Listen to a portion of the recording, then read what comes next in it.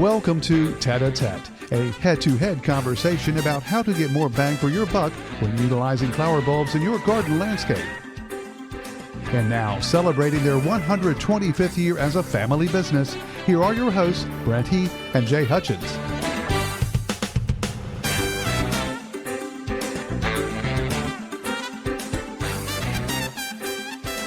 Well, thank you, Harvey King. Appreciate the intro, and welcome everybody to another edition of Tete-a-Tete.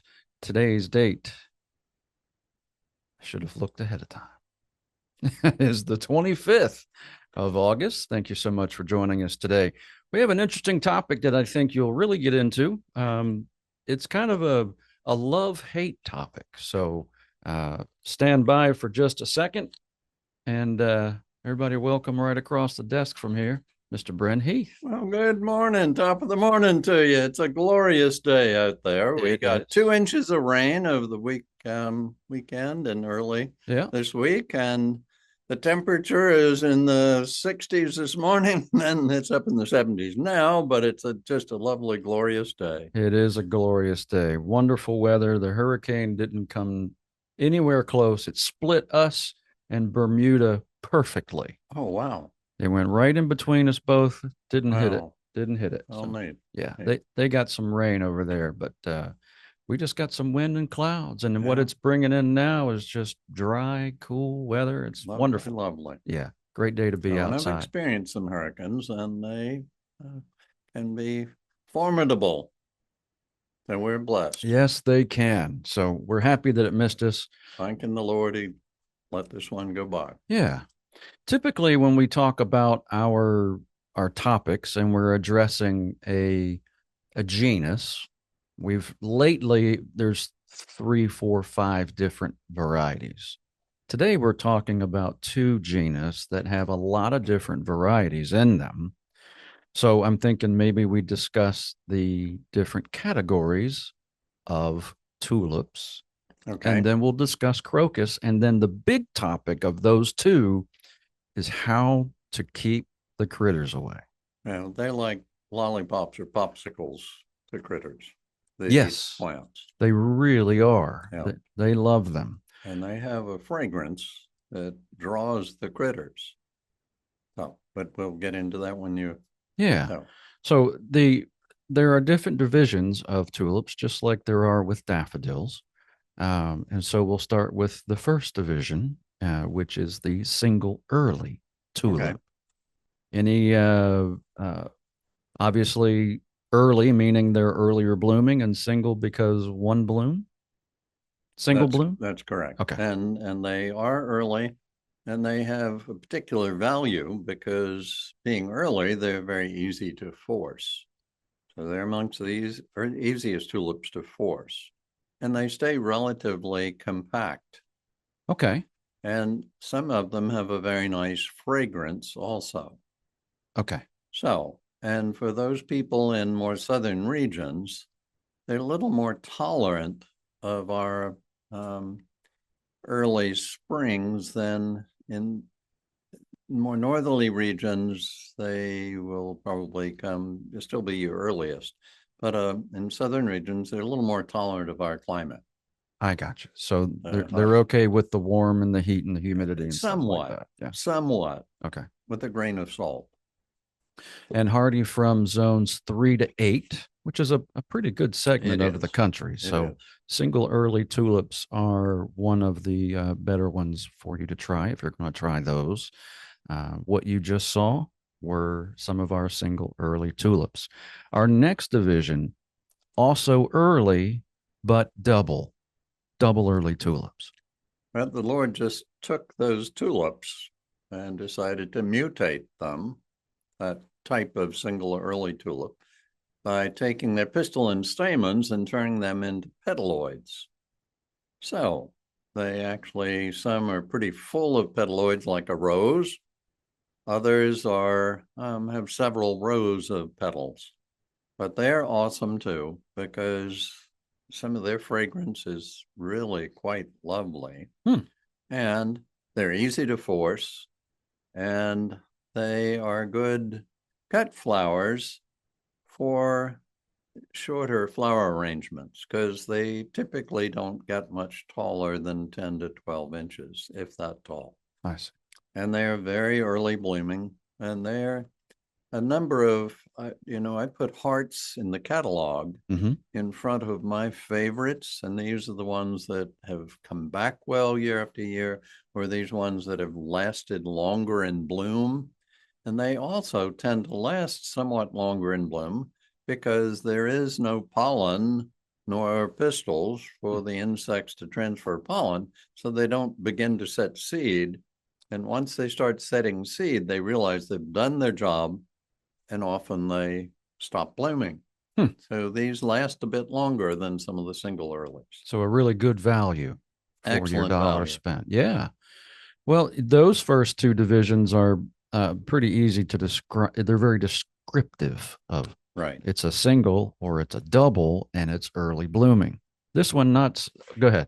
And then also, these are the tulips. If you buy our pre-cooled bulbs, these are the ones that we pre-cool for those who live in the deep south and don't get enough cold, or for those who want to force them in the winter. We take them through their vernalization in a cooler, and then we ship them out early December, and they can be forced early on. Nice. Okay. Good to know. Good to know. So single early are single blooms that bloom early, doubles are doubles that bloom early. This one not so descriptive. Triumph. And I don't know why they gave it that name. Yeah. But this is a group of tulips that were bred from other types of tulips because they were particularly good for forcing or for pot culture. Some are shorter in stature, others bigger, but also quite good for cut flowers. Now, the shortcoming with these is we don't have many of these that do come back on a regular basis. Most of these don't appreciate our middle Atlantic hot, wet summers, and they often catch a fungus and rot. Okay. You can get around that by digging the bulbs as soon as the leaves begin to turn yellow and store them warm and dry. Always store tulips warm. That's when the flower bud begins to develop in the bulb during that warm summer. They're high mountain desert plants, so they got a hot summer, hot, dry summer. All right. Good to know. The triumphs have quite a lot of colors and different shapes, and they are lovely tulips. They're very popular for bedding plants. Masses of them are often seen. Oh, beautiful colors. Yes, absolutely beautiful colors. And you talk about this next one a lot as being just like Triumph. I've heard you mention how these are great for coming back, and I think it's the Darwin hybrid division. Some companies even call them perennial tulips. Okay. Perennials are those plants come back year after year.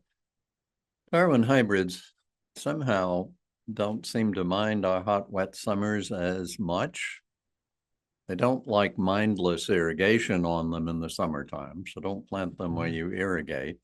But and they're a bit stronger and bolder than most other tulips. Okay. The stems are thicker, the bulbs tend to be bigger, and they tend to be a bit taller. They go up to 24 inches. Wow. The range of colors is not quite as broad as some of like the Triumph, but these are the best, in my opinion, some of the best large garden tulips. Okay. And they're mid-season bloomers, as are the Triumphs. I forgot to say, the Triumphs are more mid-season. But that varies with the Triumphs. Some are early mid-season and some are late mid-season. Okay. But the Darwin hybrids are mid-season. And I've had some that I planted in pots, World Peace, for instance. I've had it come back in the same pot, which I didn't water in the summer, 5 years in a row. Wow. And that also protects them from the critters. Yeah. The voles that like that. That's a V, not an M. Right. A vole. Yeah, and we'll talk underground bulb monster. And we've got ways to protect against those that we'll talk about in just a little bit, and a pot is one of them. So we'll get back onto that topic. But you mentioned some of the taller ones. This next division which is single late, contains one that's probably the tallest tulip I've ever seen in my whole life, which is Sky High Scarlet. And it's the single late tulips. And single lates are later blooming, as it says, and the majority of them are relatively tall. There is a group within these called tetraploid tulips, and there are a few of them that are tetraploid. That means they have an extra set of genes, and so they do also tend to be somewhat stronger and somewhat more perennial. They actually are one of the best cut flower tulips, I think. Okay. And their range of colors is pretty broad, and there are a number of my favorites in that group also. Yeah, they're a beautiful, beautiful group of tulips. I'm wearing my extra set of jeans today. I'm just letting you know. Oh, good. That make you better, longer lasting. That's right. The next one is actually cool if you like different shapes, a different shape or style, and that's the lily flowering tulips.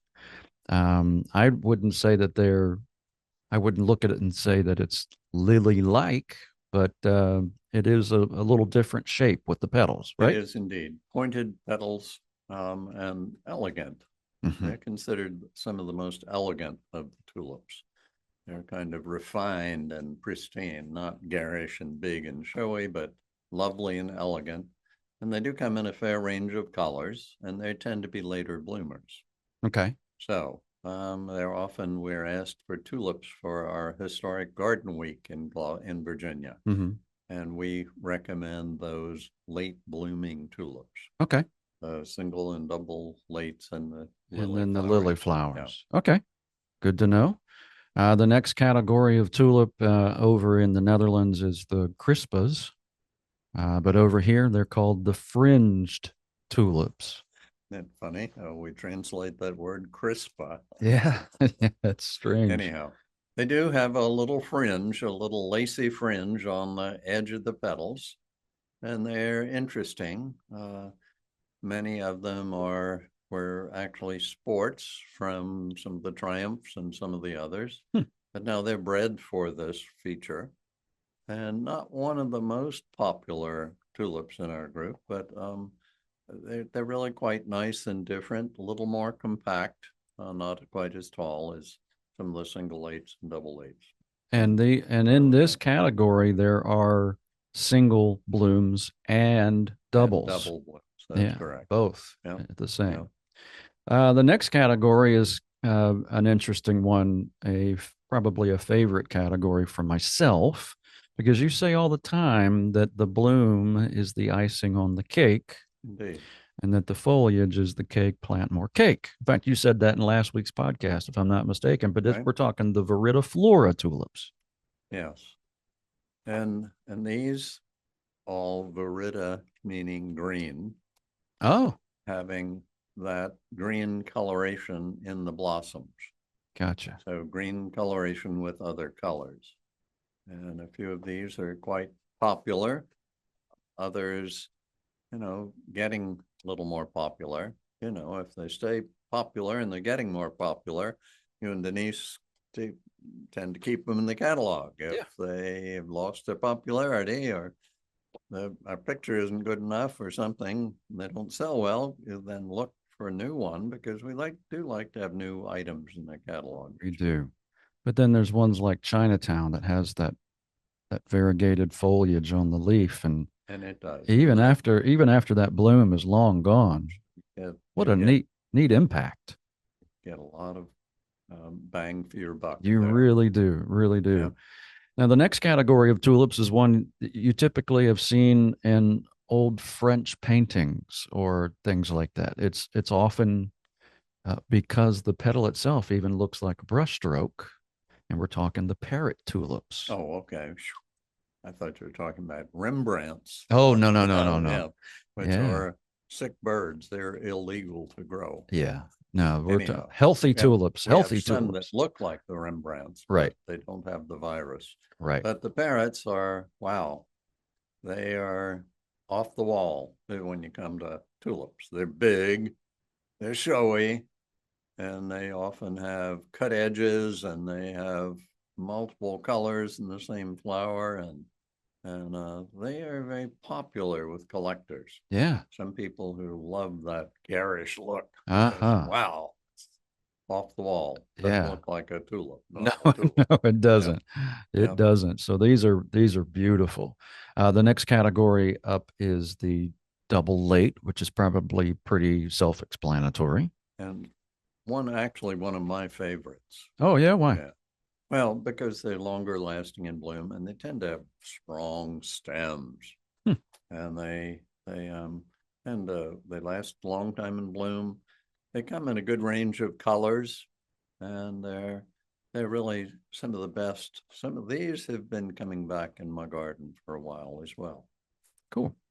Next up is the Fosteriana tulips, which can also have colorful and variegated foliage. They can. One in particular, Juan, Mm-hmm. has a lovely purple streaks in its foliage. It's beautiful. And it's a bright orange. And the Fosterianas are typically called emperor tulips. And it's from these that the Darwin hybrid, these are one of the parents for the Darwin hybrids when bred to later blooming tulips. But these emperor tulips are excellent for relatively early bloom and long season of bloom. Okay. And then that wraps up tulips other than miniatures, because those are then just smaller versions of everything we spoke about, right? Yeah, but some of these are species tulips also. Okay. So they are selections from the wild tulip in nature. Okay. All right. So those are the divisions of tulips that we have available, and some of the images you saw. If you like those are on sale this week, 10% off. So check out BrentandBecky'sBulbs.com to see if you can find those varieties on our website. We'll have the names up. So just look for those names and shop away and save 10%. Next up is Crocus, and there's fall and there's spring. So and winter. And winter. That's right. In our climate. Right. And, some people may not know the difference between a fall crocus, winter crocus, or a spring crocus. So they're basically the same genus. Okay. It's just the good Lord scheduled them to bloom earlier. Okay. And we have some that start in September and October into November and even December. And one of the favorites in this group is one that's used as a spice, or part of it is. Yeah. And that's Crocus sativus, the saffron crocus. Mm-hmm. And it's actually not the stamens with the pollen, but it's the pistil, which is the female reproductive organ. And it comes in 3 parts. And you pick those off, and that's what's dried for saffron. Your fingers will turn bright orange. Mm-hmm. It's a potent dye also. But if you like the world's most expensive spice, saffron, you have to grow these saffron crocuses. At one time I thought the saffron is so expensive, but these crocus are so inexpensive. They are. I was thinking, let's just plant a whole field of them and make a fortune. And then I planted our own, and then I ended up a lot of people to pick on. Oh my God, the time and the preciseness. Plus, these are a little particular growing situation. Mm. Most crocuses are montane plants, growing in rocky sorts of situations. And of course, we have no native rocks here. No. Except on the rock garden with imported rocks. Right. So they like that hot summer baking, and they like to stay dry in their summer dormancy. Okay. So. Like most bulbs. And it's very similar. Right. The thing that these two genus have in common is that they're tasty, apparently. Could we just, okay, we'll incorporate. Yeah. They are. And actually, it has to do with fragrance of the bulbs, not the flowers, because the critters smell things 1,000 times better than we do. Dogs are now trained to detect diseases in people That's crazy. because they smell their odor.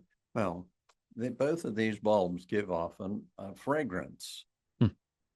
And the one fragrance of the tulips. If you were to walk in our tulip storage room where we do store our bulbs in a climate controlled condition, but we ship them out for better performance, they got them in better shape, you will smell a sweet smell because there are a million or more bulbs in that room, and they're giving off this sweet smell. Well, that's what the critters smell. And then they dig down and get the bulbs. Even deer dig the bulbs up out Wow. in the field. Scratch with their hooves. Yeah, yeah. Crazy. Oh dear. The Bambi syndrome doesn't work here. No. They don't think they're Bambi. No. Anyhow, but there are ways to protect them from smelling strong. And it's an organic product called Plant Skyd, Skyyd, developed in Scandinavia, where they plant many tree seedlings for regenerating the lumber industry. They cut a forest and then they replant. Well, the tree seedlings are quite yummy to deer and other critters. So they protect them by spraying those seedlings with this Plant Skyd, which has a surfactant with it. Surfactant makes it stick to the plant. And they actually guarantee it to stick on the plant for 6 months. Wow. So this works on the bulb also. You dip it on the bulb, you dip the bulbs in a solution of it, let it dry, and plant them. And the critters are a lot less apt to find them because they don't give off that sweet smell. How about that? And the critters that underground, they're predominantly voles, not moles. Moles are carnivores. They eat your Japanese beetle grubs. They're badly maligned, I think. They have little runs in the yard, but you can just put your feet on them and knock them back Smush down. Anyhow. All that work. Yeah, yeah. But the Plant Skyd works as a good repellent. Now, as soon as they come up, they are very delectable to rabbits and deer. So you spray the foliage just as soon as it comes up, and that's a good one. Okay. Now, there are crocuses, however, that don't smell good to critters. And they were found by a man named Thomas.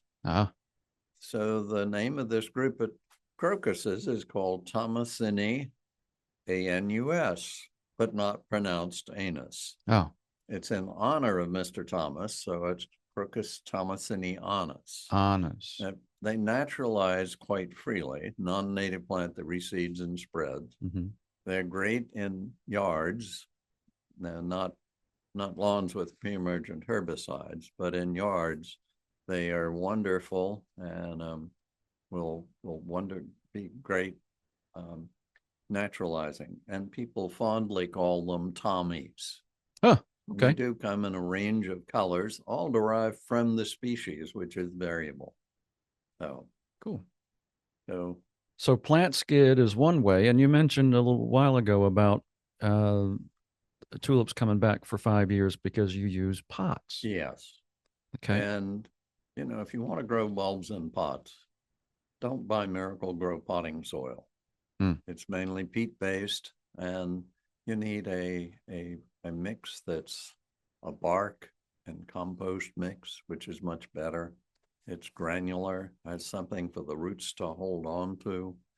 And then compost actually feeds the roots feed off the compost. And so better to use a compost bark mix. And unlike in the soil where we plant bulbs 3 times their height deep in the soil, in a pot, you have 3 times the height of the soil under the bulb because you want those roots to fully expand well. I got you. And a good thick pot will deter critters from going in. Now, if you growing them in pots and you're overwintering them, because they do need that cold period, you want to plant them when soil temps are below 60 degrees, but 50 to 60 is ideal. Even colder, down to freezing, is okay. As soon as the bulbs make their roots, they're not subject to freezing. The cell walls become elastic. It's like they have antifreeze in them. But now you need to keep them uniformly cool all winter. So if you're in a warm climate, you need to do this in your beer fridge. You can't put them in the regular fridge because ethylene gas from fruits and vegetables will cause bulbs to abort their blooms. However, in cooler climates, you root them at 50 to 60 degrees, keep them in a uniformly cold garage because it doesn't hurt if they freeze once they make their roots. Just keep them out of the sunlight because the sunlight warming the soil will start them to come up prematurely, and then they can get zapped by a late freeze. Gotcha. So, And I've seen you, I think it was you. I've seen pots surrounded, if you're lucky enough to live in a place like we do, pile of pine straw over them to straw or protect. pine bark is even better. Oh, okay. But a bark or mulch all around them. Now, if you do that, you've got to cover the top of the pots with wire to keep the mice out. Okay. Because the mice do like to go in and get them. Yeah, they're yummy things. Yeah, they are indeed. So try pot. Oh, and then one more. Yeah. We did a test planting years ago, and it's still up at the home property where gravel was laid down first, and then soil, and then gravel on top. So we planted tulips in there, and I think they came back for 2 or 3 years there. They did. The species tulips in particular do well in our climate. They tend to reseed, some naturalize.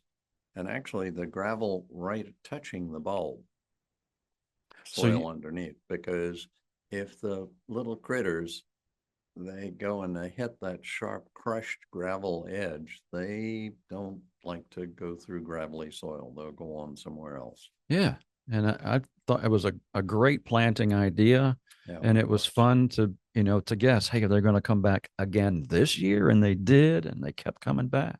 There was another product, an expanded slate aggregate that was on the market for a while to deter the voles. Stay light.